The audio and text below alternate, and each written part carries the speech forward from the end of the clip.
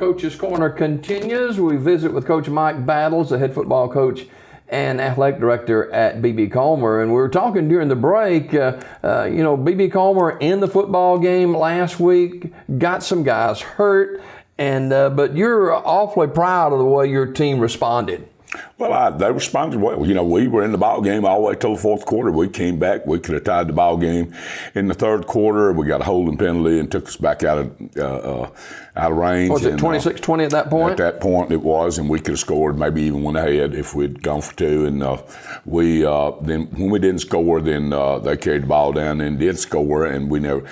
They got one cheap touchdown at the end of the ball game. So it was our kids really. You'd have to be on that sideline. You'd have to really, if you like coaching, our coaches did a good job getting guys. Our Coach Daniels on offense, we went from a 3-back with a quarterback to a 2-back with a quarterback and a fullback back at the same time. And then defensively, we took 2 timeouts in a row just to get our defense lined up because we didn't have enough people to play 4 deep. And so and our coaches were coaching, our players were playing, and that's getting out there and fighting. They fought the whole time. You know, they knew that after we got a few injuries, that there's nothing over on that sideline. I mean, it's cupboard's empty in it. That's right. It's y'all. Y'all go play when you get, when you can't go any longer. We'll send something in. Losing a quarterback is never easy, but it's especially difficult with the numbers as they are at B.B. Comer and the less experience you have as a backup. How do you adjust there? Well, no, we had, Alvin Burton's been our quarterback, and Alvin's done a good job for us and all. He's real versatile. He can play offense, defense. Mm-hmm. He can do anything with the football that we want him to. Behind him, though, so that we get them both in the ballgame, we got Houston Ford. Houston comes in. Houston can play quarterback. Sure. He can play. We had him at tailback, so we took our tailback, put him at quarterback. We went from 3 backs in the backfield to 2 backs in the backfield, and 4 wide instead of just 3 wide. And so, like I said, Coach Daniels made the adjustment over on the sideline, got the plays in. Our players operated them. We don't change the system. We just change formations. And then defensively, Coach Stedman, once we got to the point where we didn't have enough defensive backs to play a 4-deep scheme that we were running and doing pretty good, then we had to go to a 3-deep scheme. And then we had to put people out there that were not cornerbacks and all. We had to put them out there on islands, and they got beat some. So, it's just one of those things where we were scrambling on the sidelines, and you hope nobody gets hurt, but when they do, you just have to make changes, and we've made the necessary changes this week. We're going to field the football team. Our kids get out there, they'll know what to do. Now, will we be able to do it is the problem. Our kids they understand what their job is, and we just had to make a few changes, and we'll get it done. And in a game like the one Friday, you have to make adjustments on the fly. You can't say, well, let me take 15 minutes and let's see what we can work out. I mean, that clock is ticking. Right. We had, like I said, we had to take back-to-back timeouts just to get the people. We had to call them over, get the defensive front in one group, defensive backs in another group, and then get them situated, get them back out on the field, see if they got lined up right, and then call timeout again and bring them back over, make sure that they knew where to go. Got to tweak the timeout. They did a great job. I was really proud of them. They fought all the way till the end in a ball game that it looks like when you look at the score that it was a blowout. It really wasn't. The ball game could have changed in a heartbeat, but we ran out of people. I mean, our kids played, like I said, they played as hard as they could. I think our coaches from the sideline did a good job. We had a good crowd there. So everything was, it's getting close. Now how far we can go this week against Coosa Central, they got a good football team. They got 5 skilled people that can go.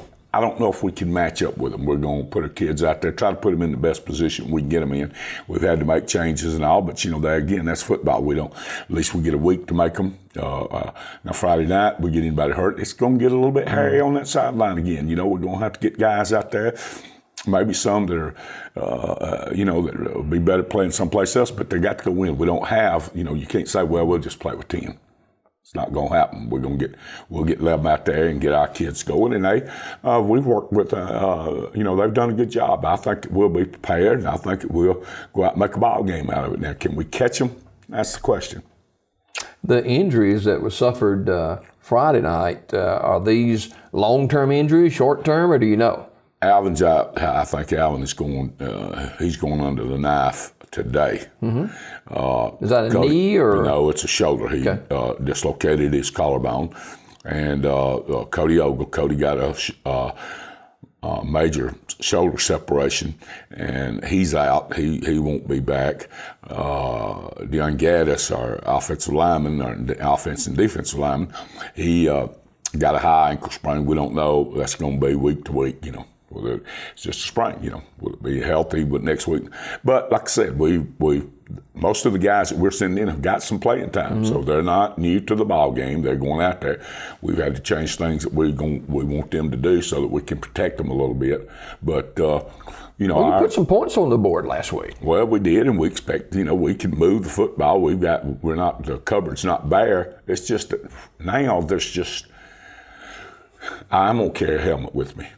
I mean, just in case it gets to that point, we just list options than you did have. Well, that's right. We're down now where we did have 21 guys dressed out. Now we've got 18 that we can call on, and so we've got these guys backing up. Most of our offensive linemen can play more than one position.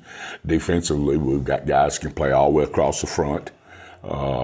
Our linebackers are pretty interchangeable, and defensive backs, we've tried to protect them back there and not let them get them out there on the islands, but it'll happen. They'll figure it out, and they'll get somebody out there pretty tall or quick against somebody that maybe not as fast, and we'll make the changes as we go. Central Coosa County gave up 77 points last week, although it was against an excellent football team. But 77 points, that gives you hope of maybe having some success against them defensively.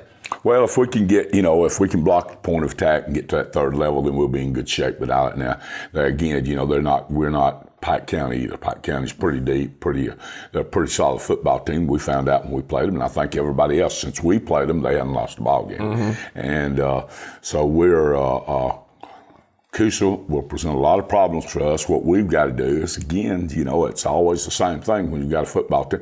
We don't want to we don't want to play defense all night long. We can't stay out there 12 play drives and that kind of stuff right there, and we can't give up the big play. Like we opened the ball game Friday night again, gave up a big kickoff return, and they got the ball right down there close. And then, what we have to do is we've got to eliminate. We got to quit being our worst enemy. Don't lay the ball on the ground. Make tackles. Don't let them get outside, that kind of stuff. But there again, our kids we can't take 5-2s and catch 4-5s. It's not going to happen. So so we've got to protect them. And that's what practice has been about. Our kids know what to expect and know what they like to do. And we do the same practice routines as kids with the teams that have 70. We go out there, we make sure that our kids know what to expect when they show up. When they do this, we're going to do that. And as far as blocking schemes and all, our formations change, our players change, and our schemes, our blocking rules, those kind of things, they all stay the same. Our kids know how to do them, and they know how to do them more than one position. So what we got to do is, there are some places though on our football team that we don't have a net. I mean, there's nobody back there.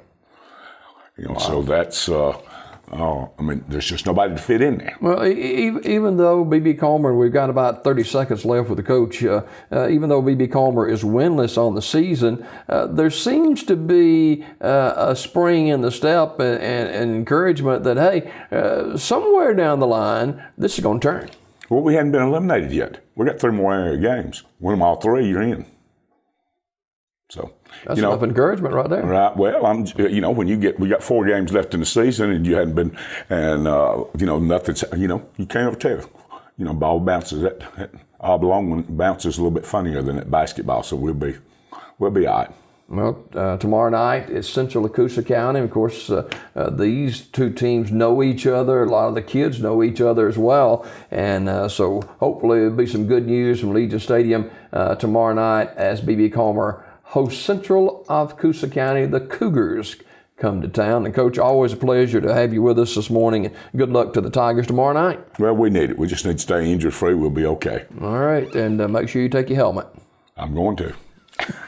I won't have mine.